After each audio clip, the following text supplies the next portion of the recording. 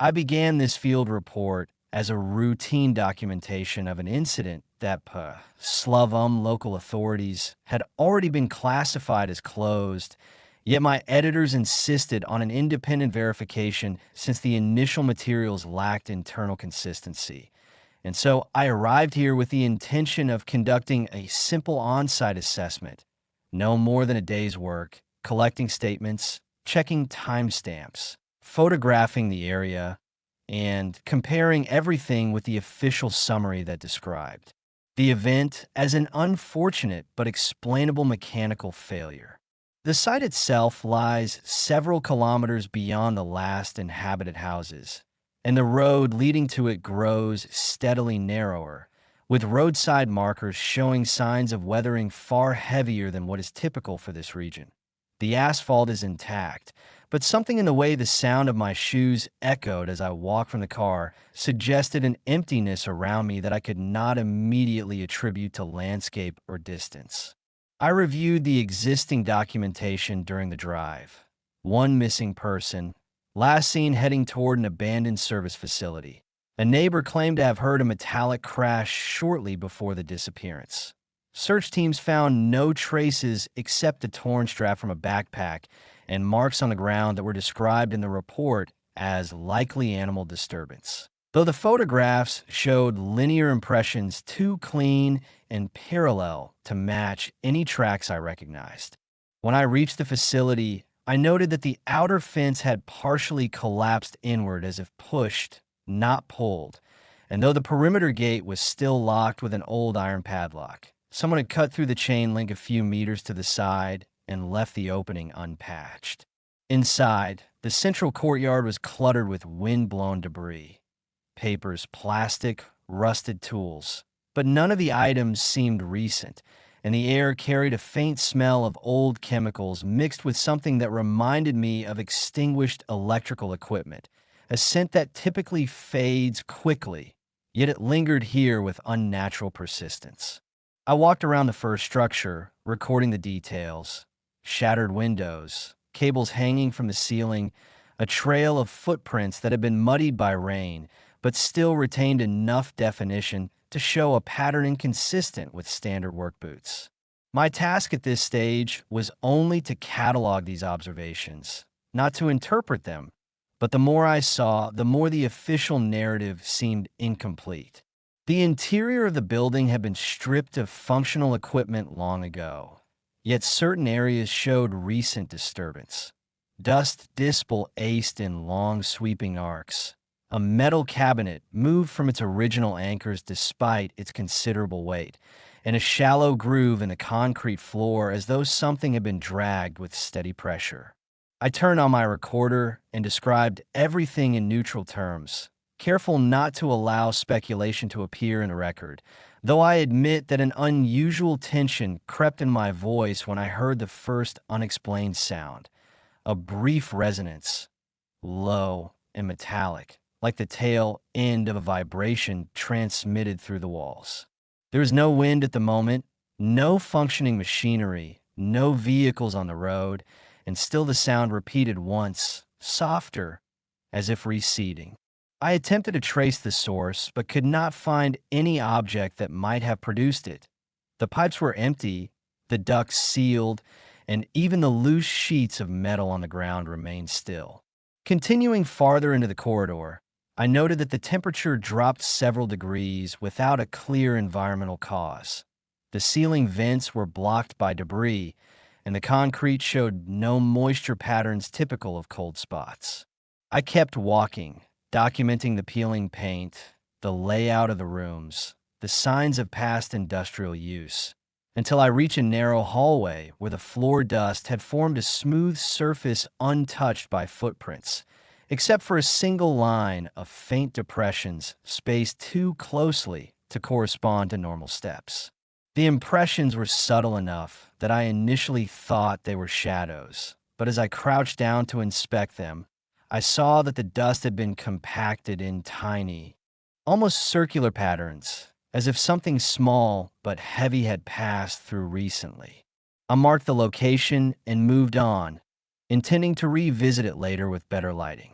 The far end of the hallway opened into a storage chamber that, according to the facility map, should have been windowless and empty, yet I found a soft draft entering from somewhere above, carrying with it a faint rhythmic pulse, too slow to be mechanical, too steady to be random.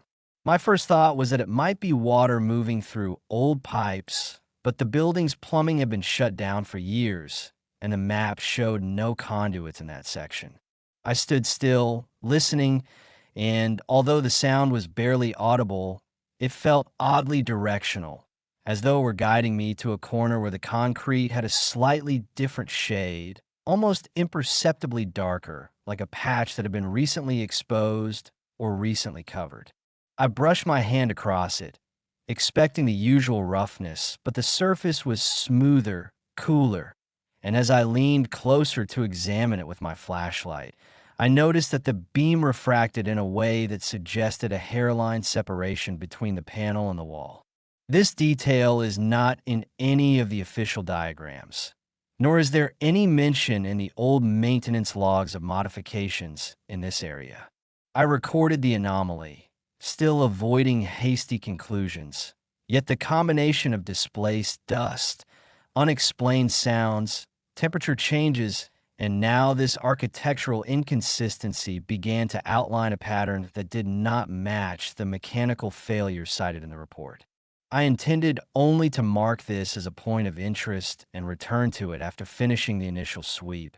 But as I stepped back, I felt a subtle vibration through the floor, almost like the muted thump of a distant impact, brief but distinct enough that it stopped me mid-sentence. Nothing in the structure shifted. Nothing fell or moved, yet the sensation left a faint echo in the soles of my boots.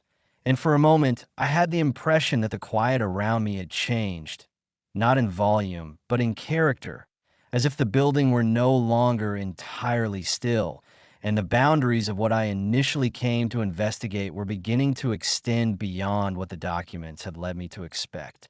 I continued the inspection by reviewing the collected photographs and cross-checking them with the facility's archive schematics, noting multiple discrepancies that were difficult to dismiss, yet still framed in this report as potential oversights in documentation rather than evidence of intentional modification.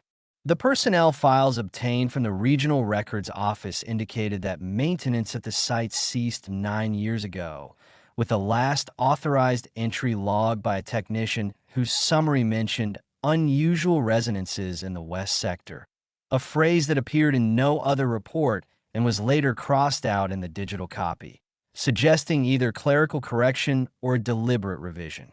I reached out to 2 former employees whose names appeared in the older logs, and although their statements were informal and cannot be assumed accurate without verification, both recalled hearing intermittent metallic pulses during night shifts, describing them as harmless structural settling. Still, the consistency of their recollections, despite years apart, compelled me to flag the detail for further analysis. Back at the site, I performed a second pass through the storage chamber, measuring the temperature gradient with a portable sensor, which confirmed a 4-degree drop localized to the far corner where the wall panel had shown signs of concealed separation. The air current in that room did not correlate with the building's known ventilation routes, and the faint rhythmic pulse I recorded earlier persisted at intervals too regular to be attributed to wildlife or loose metal. I documented all of this with neutral phrasing, maintaining a strictly observational tone. Proceeding into the adjacent corridor, I examined the dust impressions again, this time photographing them with angled lighting. The circular depressions revealed a consistent diameter of approximately 2 centimeters and an unusually high compression depth for their size, which might imply a concentrated weight distribution, though without trace materials, it is impossible at this stage to classify the source.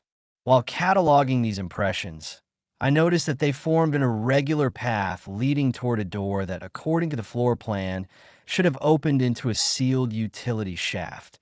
Yet the door frame bore hairline scratches near the lower hinge, as if it had been moved recently. I attempted to open it, but found it immobile, possibly welded shut long ago. I logged the attempt and moved on. Outside the building, I walked the perimeter to verify whether any external disturbances might correlate with the sounds heard inside. The ground near the collapsed fence section displayed a faint linear indentation stretching for several meters, narrow and shallow, almost like a track left by equipment dragged sideways rather than pushed or pulled forward. No vehicle marks accompanied it, and soil samples showed no signs of fresh pressure, indicating the indentation was older than it appeared visually, perhaps smoothed by recent rain. As I circled the far end of the property, an older resident from a nearby settlement approached me after noticing my equipment. He spoke briefly about past power fluctuations in the area and mentioned that during certain nights the facility lights, though disconnected, seemed to emit a muted glow. I observe here only that he appeared sober and consistent in his description, but without corroborating testimony, this information remains anecdotal. Returning indoors, I replayed the audio capture during my earlier sweep. The low metallic resonance seemed more structured when isolated, almost patterned, though this may be the result of acoustics interacting with the corridor's narrow geometry. I synchronized the audio with the building diagram and determined that the sound's reflective decay aligned most closely with the sealed utility shaft, raising the possibility that the interior cavity behind that welded door is larger than shown on the map. I proceeded to check the control room, which was listed as empty, but inside I found a disconnected monitoring console with intact wiring harnesses leading into the walls. The device appeared more modern than the surrounding infrastructure, suggesting it had been brought in after the facility's official closure. Its internal data storage had been removed, leaving only a blank housing. I photographed the serial number and made a note to trace its origin. While documenting the room, I observed subtle vibrations in the metal floor panels, extremely faint and spaced several seconds apart, not strong enough to be felt under normal circumstances, but detectable when I pressed my hand against the surface. I attempted to locate their source by moving systematically through each sector, timing the intervals and comparing them with the audio resonance pattern. The intervals did not match any known mechanical cycle for this site and appeared to shift slightly as I moved, though that may be an artifact of echo or uneven flooring. At this point in the investigation, I remained fully committed to objective reporting, but I acknowledged that the accumulation of these minor inconsistencies began to form a composite anomaly that the initial mechanical failure explanation did not address. Before leaving for the day, I conducted one final sweep of the corridor leading to the storage chamber. The air felt marginally heavier, though the sensor showed no humidity change. The rhythmic pulse from behind the wall panel continued at its previous interval, but as I recorded a final sample, the pulse briefly faltered, as if interrupted by an external force, before resuming with a slightly altered cadence. I noted the deviation and prepared to conclude the session. Yet as I stepped back toward the exit, I perceived a subtle shift in the ambient acoustics. Not a sound, but the absence of one, as though some underlying noise I had unconsciously adapted to throughout the day had abruptly stopped, leaving the building in a stillness that felt sharper, more deliberate, and suggestive that whatever mechanism or phenomenon I had been documenting was no longer dormant, but preparing, in some way not yet defined, to escalate beyond the parameters of a routine field inspection. I initiated the high-risk phase of the inspection by returning to the sealed sectors with additional recording equipment, intending to clarify the discrepancies identified earlier and establish whether the rhythmic pulse and floor vibrations were products of structural resonance or indicative of hidden mechanical systems still active inside the complex despite the documented shutdown. I began with the welded utility door, measuring its temperature and examining the frame for tension points.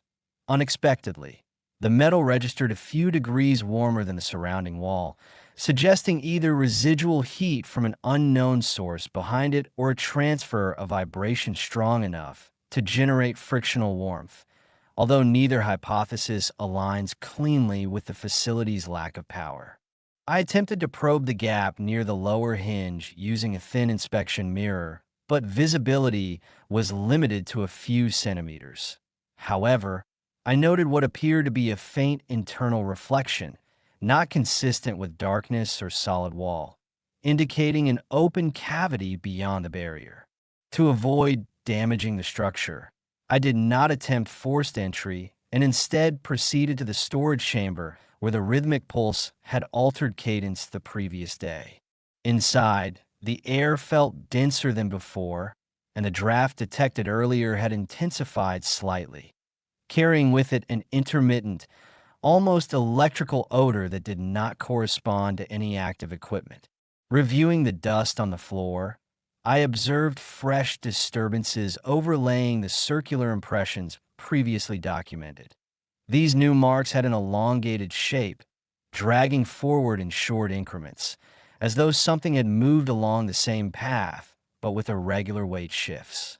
I photographed the pattern and followed it to the darker section of the wall, where the panel showed signs of concealed separation. Upon closer inspection, the gap along the panel's right edge had widened by several millimeters since my last pass, a change too large to attribute to settling or thermal expansion. The rhythmic pulse began again, faint but distinct, and for the first time it resonated not from behind the panel, but through the floor beneath my feet, traveling upward with a low, rolling frequency that caused loose debris to tremble.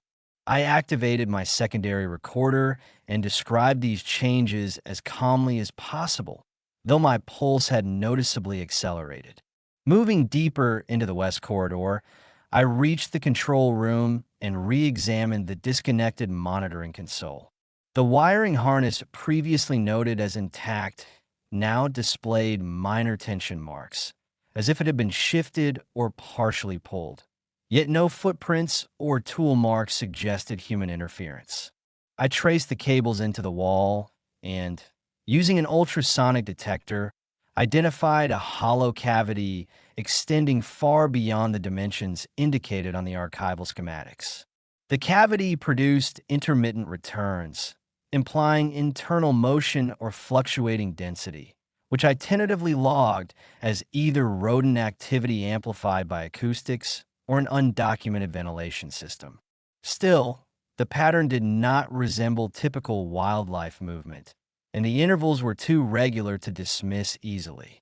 I decided at this stage to confirm the exterior foundation for any signs of recent disturbance that could explain the hollow cavity. As I exited the building, the ambient quiet was heavier than before, and the overcast sky cast diffuse light that reflected dully off the metal debris scattered across the yard. Near the collapsed section of fence, I discovered a set of shallow, parallel grooves extending in a straight line for nearly 10 meters, far more defined than the older indentation previously recorded. The grooves were fresh, with crisp edges unaffected by wind, suggesting they were created within the last several hours. I followed them to the perimeter and noted that they aligned precisely with the internal corridor behind the welded door, implying a direct structural path. Before I could complete the measurement, an abrupt metallic crack echoed from inside the facility, sharp, resonant, and far louder than the rhythmic pulses. I immediately returned indoors, documenting every step. The corridor felt subtly vibratory, and dust drifted from the overhead pipes in thin curtains. The welded door, unchanged in position, emitted a low, irregular ticking sound, almost like cooling metal, but the temperature reading had risen by an additional degree since earlier. When I placed my ear to the wall adjacent to the door, I could detect a deep, layered movement on the other side, not continuous but in staggered intervals, suggesting either shifting internal supports or an object large enough to affect the surrounding structure. I maintained distance and continued verbal documentation, aware that the recording might be the only reliable account should the situation escalate beyond control. The lighting in the corridor dimmed unexpectedly as cloud cover thickened outside, and in that reduced light, I noticed that the dust impressions leading from the storage chamber had subtly changed direction, forming a new trail that curved toward the welded door. The impressions appeared fresher than the earlier ones, and the compressed dust still held the faintest outline of movement patterns inconsistent with typical footfalls. As I traced the path, a deep reverberation rolled through the floor, strong enough to rattle the window frames and briefly unbalance me. I steadied myself against the wall and resumed recording, though maintaining objectivity was growing increasingly difficult. I cannot state with certainty what occurred next, only that the panel in the storage chamber emitted a brief, sharp vibration, almost like an internal strike, and the previous hairline separation widened by another few millimeters right before my eyes.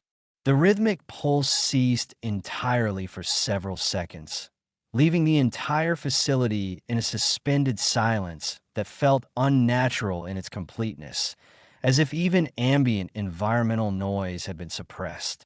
When the pulse resumed, it did so with a slower, heavier cadence, one that seemed to resonate through the corridors rather than confine itself to the chamber or shaft.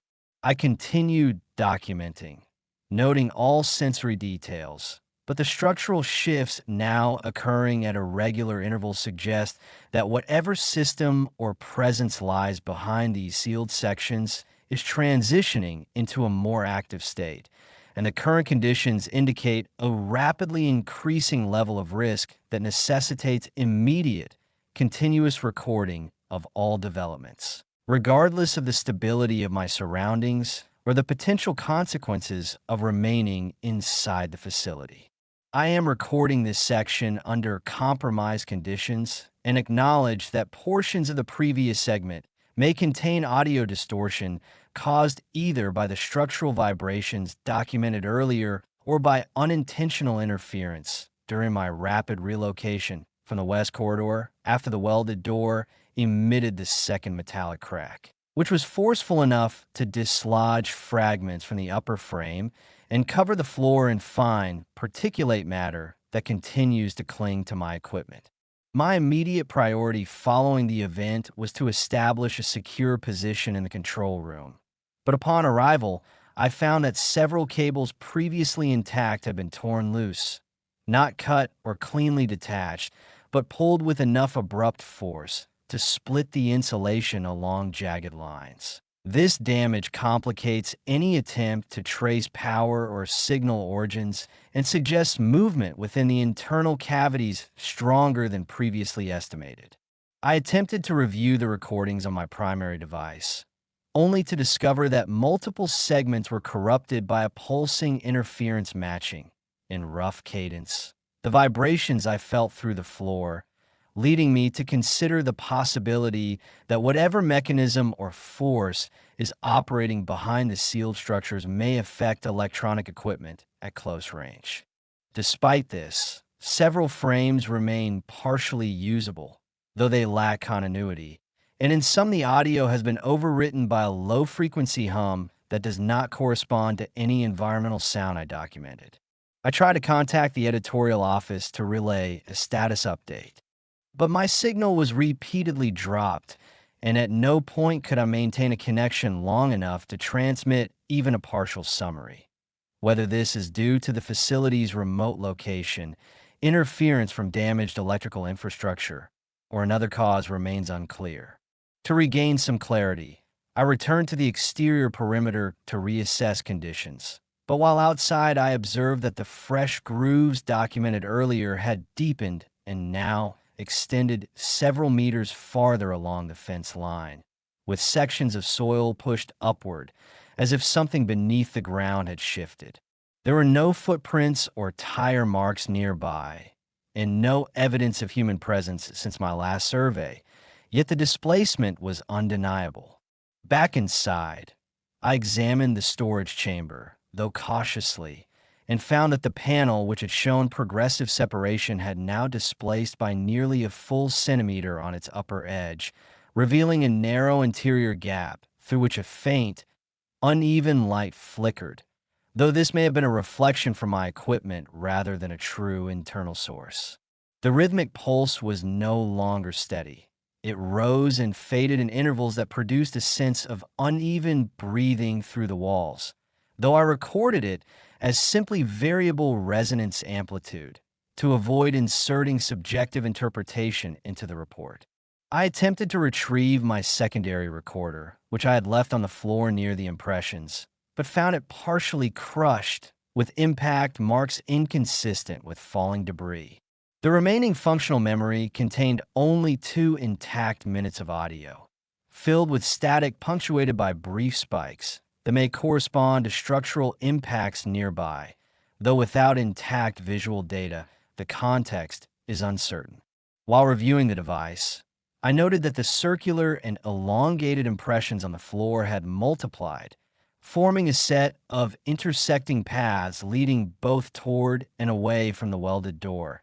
Yet I cannot confirm whether they formed after the event or if I failed to observe them earlier due to the dust displacement following the frame collapse.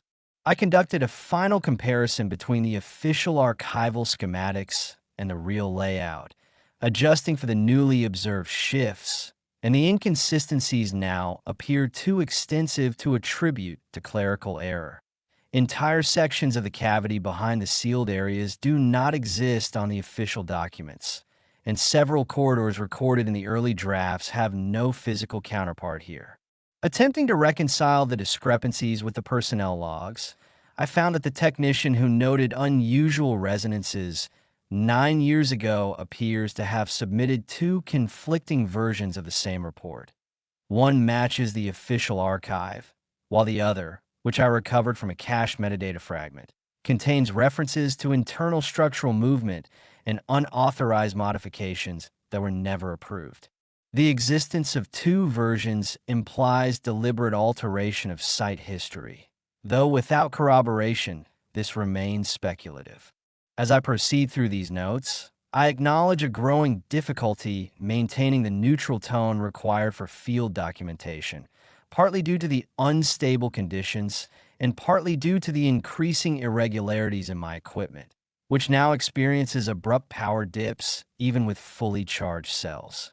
I have attempted to relocate to a structurally stable area near the entrance, yet each time I move through the west corridor, the vibrations intensify and the air pressure shifts enough to trigger microphonic distortion on my recorder. For the past several minutes, the entire facility has been intermittently trembling, not with the steady rhythm previously observed, but in short, irregular bursts that suggest either subsidence or an internal mechanism cycling through unstable phases. I will continue recording for as long as possible, but visibility is decreasing due to particulate clouds drifting from the upper vents, and the welded door has begun to emit a continuous low-grade trembling that reverberates through the framework. I attempted one more. I attempted to hold on. The panel in the storage chamber the separation is widening again, and I can hear something moving inside the walls. Not a pattern, not. I need to reposition. The signal is breaking. If this recording is recovered, then note that the vibrations have. The hallway lights just flickered and the pulse has shifted to. I'm going to document the last observable conditions before leaving this section, but the interference is increasing and I cannot.